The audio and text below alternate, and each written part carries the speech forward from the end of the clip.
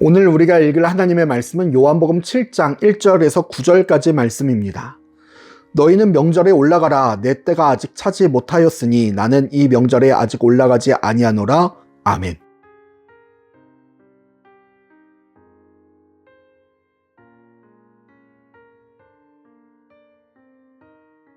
하나님의 역사를 바라보는 우리가 요한복음 7장 1절에서 9절 말씀을 통하여 함께 살펴볼 주제는 이르지 아니한 때입니다.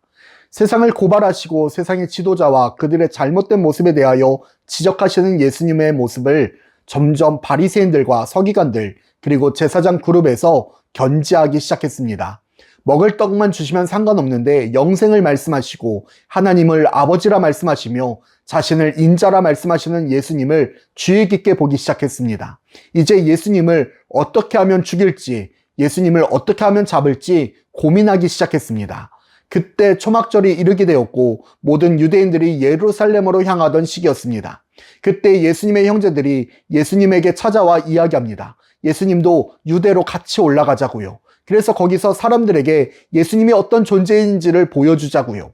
여기 갈릴리에서만 보여주시고 말씀하시는 것이 아니라 더 많은 사람들이 보고 들을 수 있도록 유대로 올라가자라고 말합니다. 세상에 알려주고 싶다고 말하면서 숨어 지내는 사람은 없다고 말하면서 말입니다. 얼핏 보면 예수님의 말씀이 모든 사람들에게 온 세계에 퍼지기를 원하는 형제들의 이야기처럼 들리지만 성경은 분명하게 말씀하고 있습니다. 이것은 예수님을 믿지 않기에 말하는 장면이라고 말입니다. 그들은 예수님을 믿기에 정말 예수님의 말씀이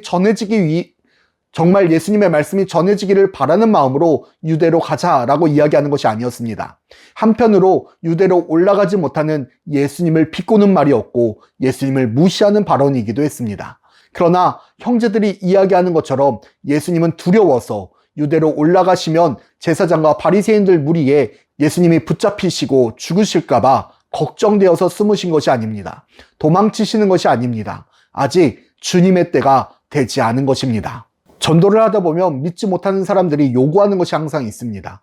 표적을 보여달라. 하나님이 계시다면 이 문제를 해결해달라. 또는 하나님이 계시다면 지금 이 세상이 왜 이렇게 어수선하고 질서가 무너지고 악이 가득하냐라고 물어봅니다. 그것이 하나님의 표적을 구하고 하나님의 일하심을 기대하는 것처럼 보이지만 사실상 하나님을 비꼬는 말인 것을 우리는 압니다. 그래서 속상할 때도 있고 기분이 상할 때도 있습니다. 그러나 그러한 질문 앞에서 우리는 흔들리고 시험에 들 필요가 없습니다. 그 질문 앞에서 우리의 대답은 언제나 동일합니다. 하나님의 때에 하나님의 시간에 반드시 하나님이 온전케 하시고 회복시키시고 고치실 것이라고요. 우리는 그 때를 알지 못합니다. 우리는 그 시간을 알지 못합니다. 하지만 분명한 것은 하나님의 때가 오면 하나님의 시간이 되면 역사하시고 일할 것입니다. 우리는 그것을 기다릴 뿐입니다. 지금 눈앞에 보이는 현상이, 환경이, 모습들이 답답하고 마음에 들지 않을 때가 있습니다. 왜 이런 일들이 지속되는지, 왜 빨리 신속하게 변화되지 않는지 의문을 자아낼 때도 있습니다. 그러나 분명한 것은 예수님은 예수님의 때에 예루살렘에 올라가십니다. 그리고 그곳에서 결국 십자가에서 죽으시고 부활에 이르십니다. 그게 예수님의 계획하신 섭리이고 계획이셨습니다. 그것을 기다리고 참아내고 인내한 자들은 결국 예수님의 부활을 경험한 자들이 됩니다. 예수 그리스도와 함께 부활에 동참한 자들이 됩니다. 사랑하는 불꽃교회 성도 여러분, 하나님의 때는 우리는 알지 못합니다. 하지만 하나님의 때를 우리는 기다릴 수 있습니다. 그러면 반드시 하나님은 하나님의 섭리대로, 하나님의 계획대로 역사하시고 일하십니다. 변화시키고 거듭나게 하십니다. 온전케 하시고 새롭게 하십니다.